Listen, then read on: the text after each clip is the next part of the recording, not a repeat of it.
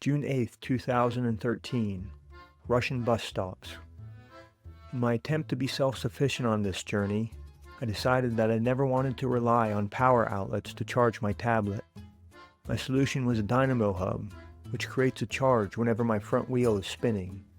The dynamo does charge my tablet, but keeping the system working has been a source of frustration. The constant road vibration breaks the thin wires running from the hub to the battery in my handlebar bag.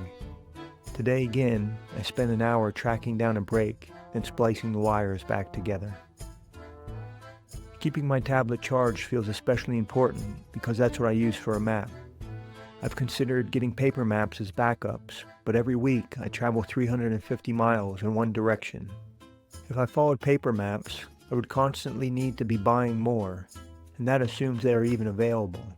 Since starting in Portugal, I have not seen any maps for sale. Today again, I followed a road pointing straight to the end of the horizon. On my left and right, rows of shrubs and trees blocked my view of anything more. Occasionally, a gap in the forest would let me see out to a field of dry grass. The one interesting view was a glimpse of the mighty Volga River. The dark water stretched an impressive 3 miles across, and on the far side, the land had eroded to create a bank of white cliffs. Oddly enough, the one thing I do get excited to see are the bus stop shelters. They are decades old, the paint is faded, and bits of gravel and broken glass pile in the corners. I find them at quiet crossroads that feel like the middle of nowhere. Each one is big enough for a half dozen people, although I've rarely seen anyone waiting, or even a bus on the road.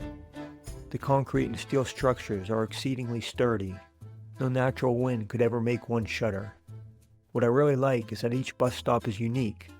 Architects played with angles and shapes to make a wide range of individual designs. I think the reason for the creativity is that in this vast plain without natural landmarks, the bus stops themselves become the way people distinguish where to get off.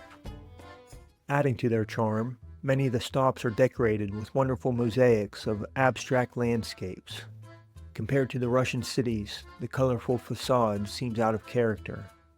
My favorite one depicted birds in flight over a village on a blustery day.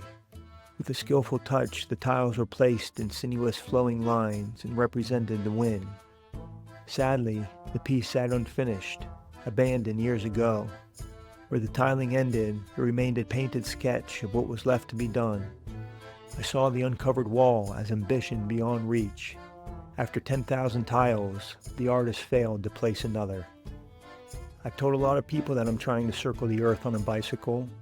I've painted a grand vision across the map of the world, and now I must fill the line in. Not one tile at a time, but 1 mile at a time. The artist of that mosaic was creating something beautiful.